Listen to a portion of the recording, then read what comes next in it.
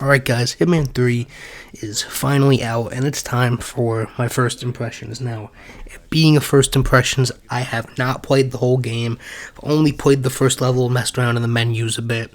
Alright, I only have about an hour and a half, 2 hours, how long that first level took me. Alright, haven't beaten the whole thing, so if I leave out a whole bunch, or if you're wondering why I don't talk about later stuff, that's why. That being said, I think I've played enough, and I've played Hitman 1 and 2, and it's relatively the same concept, that I can give my opinion on the game so far.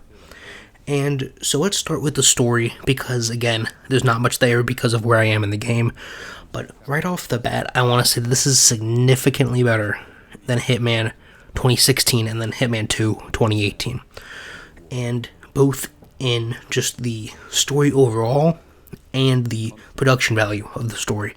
If I'm not mistaken, I'm pretty sure Hitman 1 had, those low budget still image type of cutscenes with just narration over it, which there's nothing wrong with those. It's just this game has much higher level cutscenes and looks better and is scripted significantly better. Hitman 2, I don't remember the story at all. I mean, they recap it here in the beginning, but I don't really remember anything significant. Hitman 3 is very simple so far, very plainly cut. You are Hitman, this is your friend, you are going after this guy. It's very, very simple. I like it a lot. Alright, they lay it out nice. It's great. So far, this is out of the 3 Hitman games, this is the best story, again, so far. Now, my only other problem with the story cutscenes, that's what you want to call them, and then we'll move on into graphics, is, and this is a pet peeve of mine, this might not bother some of you, but this game has film grain on for cutscenes, and you can't shut it off. Again, some of you might not care at all. You probably didn't even notice until I said that. But for me, that's all I think about the entire cutscene, is the stupid film grain. I don't know why it's a thing. I could rant for an hour about film grain, but I'm not going to do that. So let's get into the actual game. So if you want a quick, and I mean first impressions is usually relatively quick, but a super quick, what is Hitman 3? Well, if you've played Hitman 2016 or Hitman 2, it's more of that, right? It's essentially a $60 expansion for Hitman 2. They take, what they've built upon with Hitman 1 and Hitman 2 and just finalize on it and define it better and really focus, in my opinion, just based off of the one level I've seen, on the set design, right? And, the gameplay is there, the gunplay has never really been that great, because at its core, while you can go through and shoot everybody in the building, and, I'm not going to knock you for it, I do that once I've done everything and played the stealthful way. I will go in and just mow people down. But at its stealth mechanics core, it does stealth really well in these levels, or at least the one that I've played, and I've seen all of them, but again, the one that I've played plays really well. The first level doesn't have any super flashy assassinations or anything like that, and they have their typical challenges and feats and all of that stuff, or, kill the enemy by poisoning them, kill the enemy with a rubber duck, these 40 million challenges that'll keep you playing the level over and over and over and finding every single little passageway that you can use to kill your target. Now, you might be a little bit skeptical going into this, like I was, because personally, I didn't really think there was going to be anything new or exciting or interesting that they could bring in the small time frame between Hitman 2 and 3 that would really get me to want to play this game. But as I kind of sat back and thought about it for a week, before launch, I really thought about Hitman 1 and 2, and really they can't add anything because pretty much everything's already here, right? And they do add a camera, which I'm not sure if, I don't know how it works yet, but I wish you could do a bit more with the camera. But again, I'm not saying that I wouldn't like new features and new interesting things, and there are new weapons to pick up and new gadgets that come along with new locations, but as far as the core gameplay goes, it's all relatively the same. A lot of the same animation, the same sounds, all that stuff, the same textures for some things.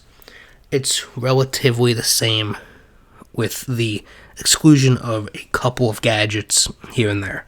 Now again, because this is a first impressions video, I don't want to make anything crazy or make this super long or scripted or anything like that, but I do have one bug that I do want to talk about. So, while I was playing, there's a certain storyline, I guess if that's what you want to call it, within the mission, where you have to go into this area where you have to get frisked in order to pass by. And the game keeps telling me, like it says there, that I have illegal weapons in my inventory. And so I go back and forth and back and forth. I end up dropping every single thing in my inventory except for the camera because it cannot be dropped. You literally cannot drop the camera. It's not an option. And it still says that I can't get frisked because I have an illegal item in my inventory. Now, I don't know if this is a repeating problem that I'll have later on. Obviously, if it is, it'll be in the review. But this is just a problem I had right now. Fortunately, it didn't completely break the level. I did find another way around. I mean, I guess theoretically you could have just shot these people in the face. But wanting to play through it stealthily, I was able to find another way around. So it didn't completely break the level, but the game's not perfect performance or bug-wise in any way. But speaking of performance, let's look at graphics.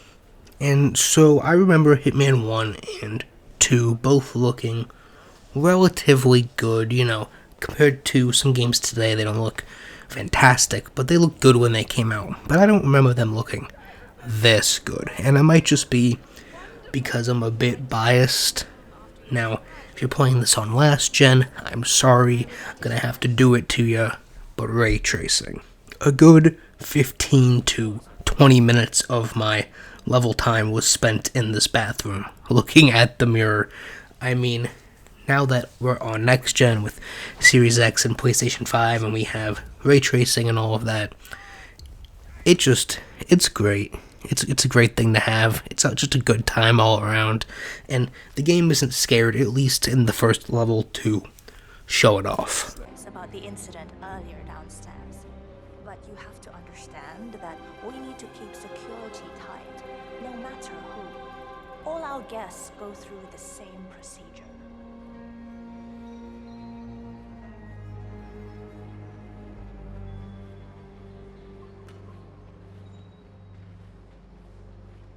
Now, again, if you're one of the people that doesn't care about graphics that much, this won't make a difference to you all that much. This won't, influence how you feel about the game. But to someone like me, who stares at a tree in a game for 4 minutes, looking at all of the pieces of bark on it, and I'll stare at mud in Red Dead Redemption 2, this is cool. I like this a lot. Alright, I could get used to this. But as for the game, overall, again, I want to keep this video short. So, I'm liking it. Again, I just played the first level, so it could get repetitive and the level's design could get worse as it goes on, but personally, I don't see that happening. These levels are always really well designed and intricate and have plenty of replay value. So, that's all I have to say about Hitman 3 for my first impressions. Let me know what you guys think of the game down in the comments below, and my full review will be out soon. See ya.